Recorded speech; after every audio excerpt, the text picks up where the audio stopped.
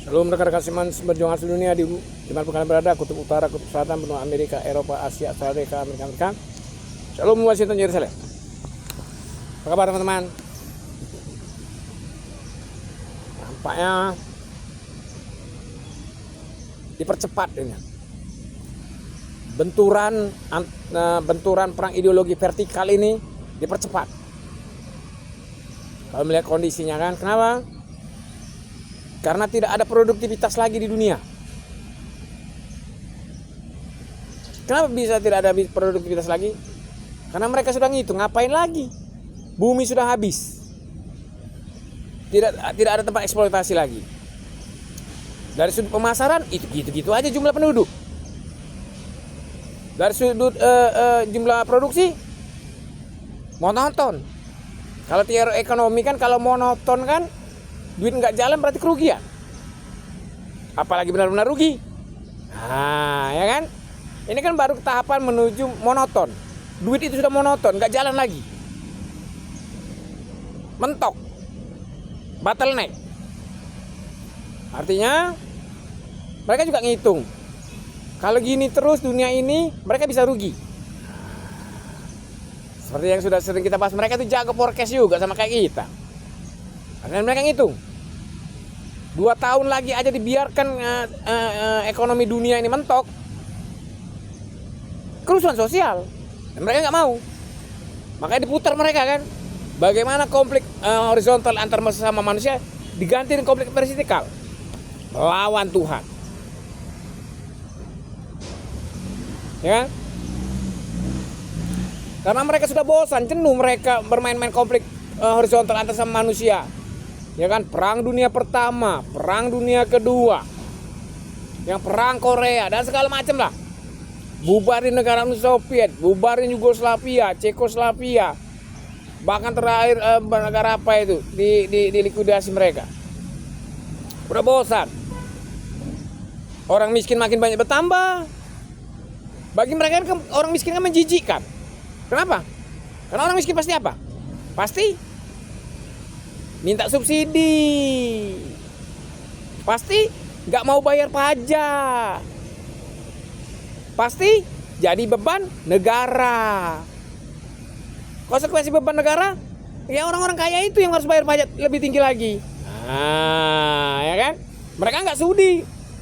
Di otak pikiran orang kaya dunia itu kan berpikir, lu ini pemalas, miskin ini, kerjain merokok, mabuk, minum. Tapi ini semua, ya kan di otak mereka kan. Makanya tergenapilah firman Tuhan.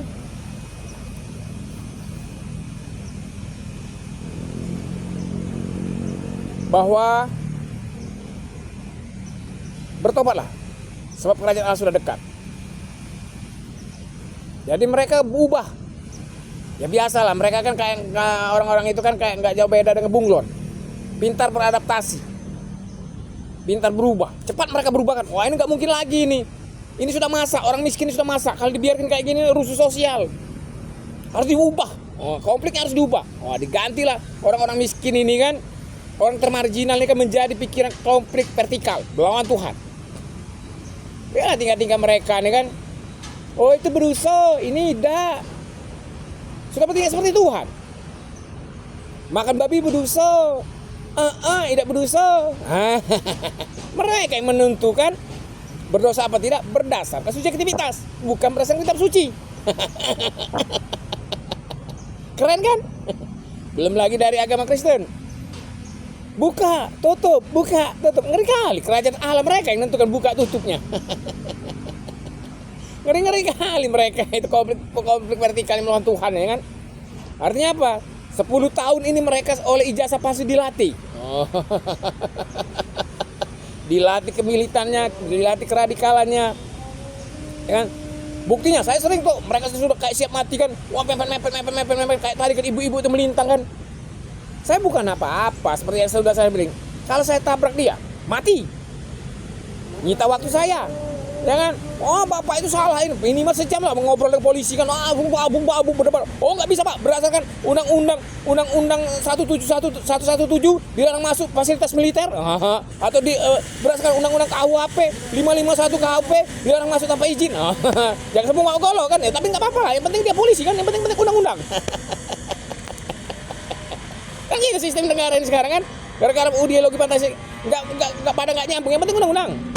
Bapak itu menabrak ibu itu melanggar pasal KUHP pasal 117. Apa itu, Pak? Pasal dilarang masuk fasilitas militer tanpa izin. Oh, berarti ibu itu ada fasilitas militer. Ya kan, sudah ngelanturkan hukum Indonesia ini kan. Terus Bapak tadi belok ke kanan itu melanggar pasal 551 KUHP. Apa? Dilarang masuk tanpa izin lu. Itu kan jalan umum, Pak. Oh, itu umum versi Bapak, versi kami beda. Itu kan penglihatan Bapak, penglihatan kami beda. Susah jadi kita kan undang-undangnya satu tapi penglihatannya beda-beda. Ya jadi kacau negara ini. Karena itu teman-temanku siman sepanjang dunia, ini kayaknya dipercepat mereka melihat gelagat-gelagatnya, gerak-gerik mereka kan. Dipercepat mereka ini konflik vertikal ini. Kenapa? Karena prinsip ekonomi kan gini, semakin lama barang ditahan, semakin besar biaya produksi. Semakin besar biaya produksi, berarti kerugian.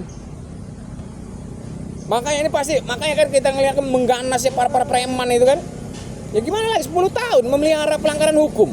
Gak usah lah kita ngomong koruptor, triliunan. Itu aja yang gak pakai helm itu 10 tahun.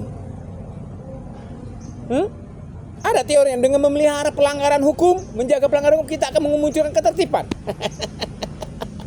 Ya kan? Ada teori, mau di teori polisi Arab, teori penegakan hukum Arab, Israel, Amerika, Kuba, Venezuela. Ada teori penegakan hukum dengan melindungi para pelanggar hukum, kita akan muncul ketertiban hukum. Makanya saya bilang tadi kan, misalnya saya tabrak ibu itu tadi kan mati. Oh, langsung para BFC kan, Anda melanggar pasal 117 KUHP. Apa? Dilarang masuk fasilitas militer. Pak, ini kan terserah kami, hukum kami. Ya, makanya karena konsep penegakan hukumnya dengan cara melindungi pelanggar hukum. Kan hebat kan. Oh, lu mau ke Harvard, ke Oxford, nggak ada, ke West Point nggak ada kayak gitu. Konsep penegakan hukumnya memunculkan ketertiban dengan memelihara pelanggar hukum.